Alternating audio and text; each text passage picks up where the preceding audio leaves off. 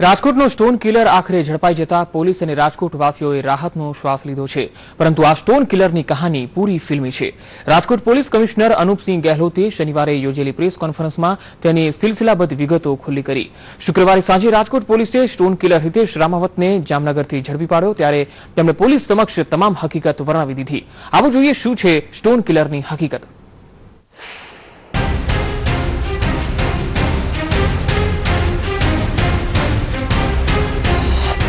Stone કિલરનું સત્ય।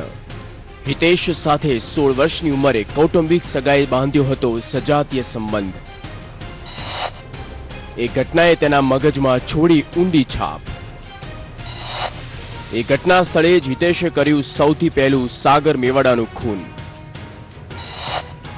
સાગરને ઊંધો સુવાડ્યા બાદ માથામાં માર્યો પથ્થર। લોહીના ફુવારા ઉડ્યા હતા હિતેશના મોઢા પર। બીજું ખૂન કર્યું રિક્ષા ચાલક પ્રવીણભાઈનું। તેને માથામાં પથ્થર માર્યા બાદ તરફડતા હતા પ્રવીણભાઈ। તે જોઈને હિતેશને મળવા લાગ્યો આનંદ। ત્રીજી હત્યા કરી વલ્લભભાઈ રંગાણીની। પથ્થરના પહેલા વારથી જ વલ્લભભાઈ બની ગયા હતા બેભાન। 25 મે જયેશ મજેઠિયા પર કર્યો હતો હુમલો। ઘટના વખતે કોઈ ગાડી નીકળતા હિતેશે ભાગવું પડ્યું, જેના લીધે બચી ગયો જયેશ મજેઠિયા। હત્યા બાદ રૂપિયા અને મોબાઈલ લઈ લેતો હતો હિતેશ। મૃતકના સગાને ફોન કરી હત્યા કર્યાની કરતો જાણ। બીજા રાજ્યનો હોવાનું દેખાડવા બોલતો હતો હિન્દીમાં। માણસને તરફડતો જોઈને હિતેશને મળતો હતો આનંદ। મૃતકના મોબાઈલ લોકેશન રેલવે સ્ટેશન જઈ અટકી જતા હતા। પોલીસ માટે આ બાબત બની કડીરૂપ। સાપરમાં વૃદ્ધની હત્યામાં નામ આવ્યું હતું સ્ટોન કિલરનું। પોતાના નામે બીજાએ હત્યા કરતા છંછેડાયો હતો હિતેશ। પોલીસ કરી રહી હતી અનેક એંગલથી તપાસ। દરમિયાનમાં સાપરની ઘટનાએ હિતેશને બહાર નીકળવા કર્યો મજબૂર। પોલીસ સાદા વેશમાં સમગ્ર બેડેશ્વરમાં બેઠી હતી ઘાત લગાવી।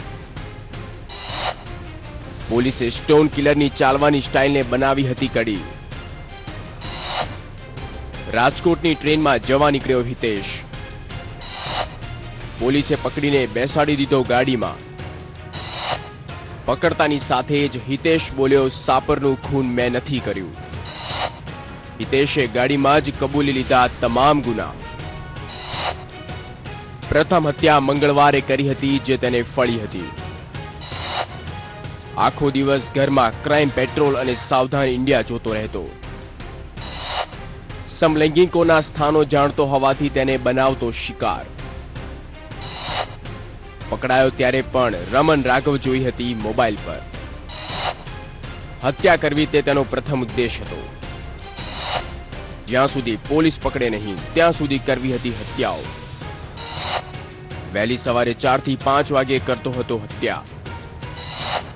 માલવિયાનગરના રહેવાસીઓને જ બનાવતો શિકાર।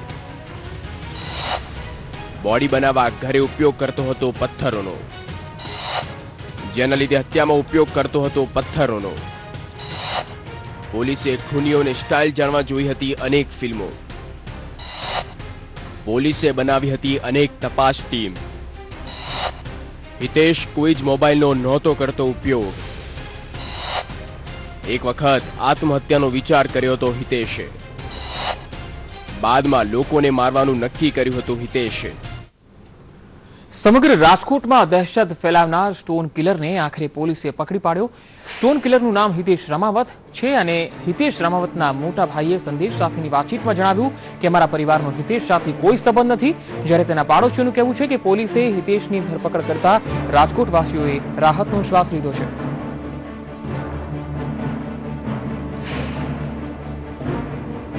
2 મહિનાથી રાજકોટ પોલીસને હફાવનાર હિતેશ અંતે ઝડપાયો છે। ત્યારે હિતેશના ફેમિલી સાથે વાત કરીએ તો તેમના ભાઈ છે જયેશભાઈ, તેમની સાથે વાત કરી। જયેશભાઈ, જે રીતે સ્ટોન કિલર તરીકે આપના ભાઈનું નામ આવ્યું છે, પહેલી વાત તો એ કે આપને જે રીતનું અનુભવી રહ્યા છો, શું અનુભવી રહ્યા છો? આવું કદી તમારા પરિવારમાં કોઈ આવું માનસિકતા વાળું હશે? ના, અમારા પરિવારમાં કોઈ નથી આવું. અને છેલ્લા 2001 થી અમારા લગ્ન થયા પછી તો હાવ આવવા જવાનું જ નહીં. અને 7 વર્ષથી અમારા બાપા ગુજરી ગયા તે પછી ઘરે જ આવવા જવાનું બંધ થઈ ગયું. એની રીતે રખડવાનું ને રહેવાનું, ગમે આ ખાઈ લઈએ, ગમે આ હુઈ લઈએ.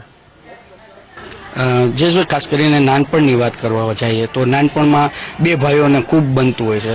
એનો ભૂતકાળ જોવા જઈએ તો કેવો ભૂતકાળ હતો, એનું બેકગ્રાઉન્ડ કેવું હતું?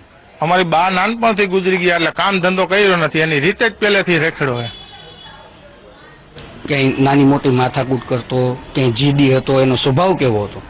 એની રીતે જ, અમારે કોઈ નિસ્બત જ નહીં. જી કરે અમે કઈ પૂછવાનું જ નહીં, કોઈનું માનતો નહીં કઈ. હિતેશ છે તે અંતે પોલીસના હાથે લાગી ગયો છે અને આગામી દિવસોમાં તેની આગવી ઢબે પૂછપરછ પણ કરવામાં આવશે અને સમગ્ર જે કેસ છે તે કેવી રીતે બન્યો છે તેના ઉપર પણ પ્રકાશ નાખવામાં આવશે.